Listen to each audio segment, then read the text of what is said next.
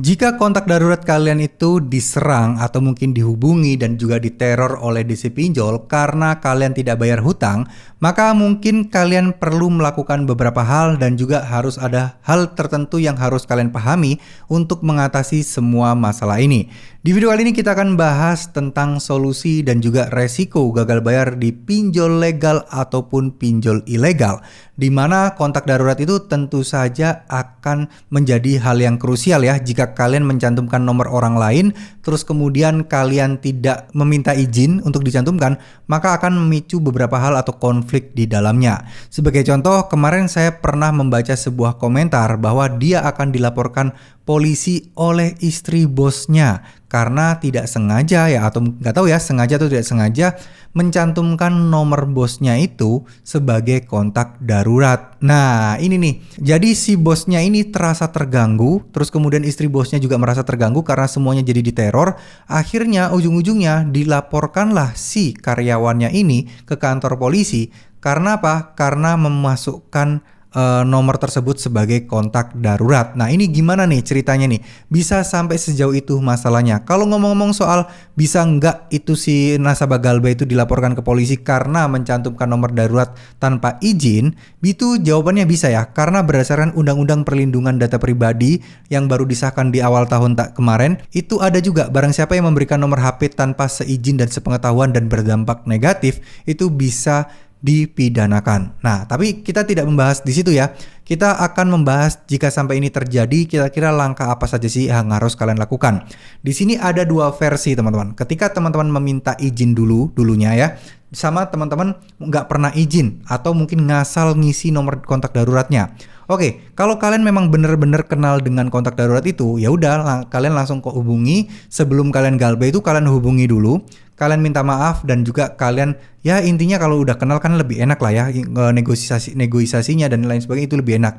Kalau yang kalian tanpa izin ya mau nggak mau kalian juga harus minta maaf juga. Hubungi lebih awal dan kasih tahu cara-caranya untuk apa ya? Untuk bisa menghadapi teroran DC-DC seperti itu.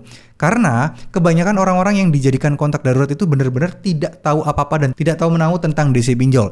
Jadi, kadang mereka ini diancam-ancam juga. Ibu kalau tidak mau bantu untuk menagih kepada teman ibu yang atas nama ABC ini, maka ibu akan saya laporkan juga ke polisi karena dengan tuduhan menyembunyikan orang yang bersalah atau menyembunyikan DPO, daftar pencarian orang.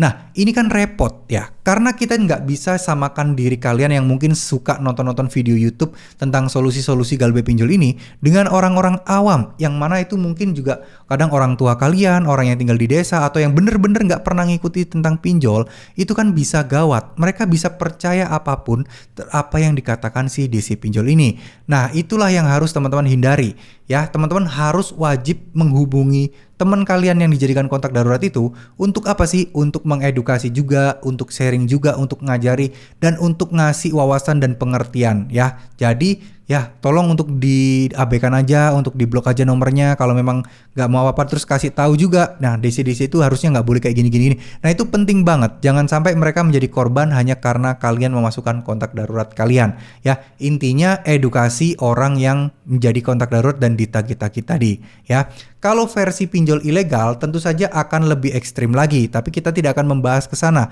Intinya solusinya sama, yaitu menghubungi, ngajarin, ngasih edukasi, dan kalau perlu kalian kumpulkan bukti-bukti atau mungkin hukum-hukum pasal-pasal ya, buat teman kalian itu percaya agar ya ini sebenarnya tidak berisiko apapun sama dia, asal dia nggak usah menanggapi respon dari DC-DC tersebut ya. Jadi sekali lagi ini penting untuk kalian lakukan. Jadi jangan diem-diem, jangan kabur-kaburan ya. Kalian sudah ngasal ngasih nomor orang terus kemudian kalian kabur, jangan. Kalian minta maaf baik-baik, insya Allah teman kalian juga pasti bakal ngerti kok. Terus kemudian satu hal lagi juga yang penting, kalau memang ada peluang dan kesempatan untuk mengubah kontak darurat, saran saya kalian ubah kontak darurat itu dengan cara kalian beli nomor baru lagi ya. Pasang mungkin di HP kalian di SIM card satunya atau pinjam HP teman kalian yang nganggur SIM ininya, apa yang ada slot SIM cardnya nganggur, yaitu kalian pasangkan di situ, itu kalian ganti untuk kontak daruratnya. Ya, apakah ini menjadi sebuah solusi untuk menghindarkan kontak darurat kita dari ancaman dan teror dari sisi pinjol? Enggak, tapi setidaknya kalian sudah berusaha dan berikhtiar. Siapa tahu aplikasi pinjol ini enggak terlalu canggih, jadi yang dihubungin ya yang tertera di database. yang sudah kalian ganti itu tidak akan dihubungi lagi ke mereka. Jadi menghubungi nomor-nomor baru ya. Tapi sekali lagi kalau kita berkaca dengan sistem seperti ini, nggak ada salahnya sih untuk kalian coba. Siapa tahu ya dengan cara seperti itu orang-orang atau DC pinjol ini berhenti untuk menagih lagi ke orang-orang yang menjadi kontak darurat kalian. Oke, terima kasih. Semoga video ini bisa bermanfaat. Mohon maaf jika ada salah-salah kata. Semoga ini bisa menjadi solusi yang tepat, solusi yang masuk akal buat kalian semua. Wassalamualaikum warahmatullahi wabarakatuh.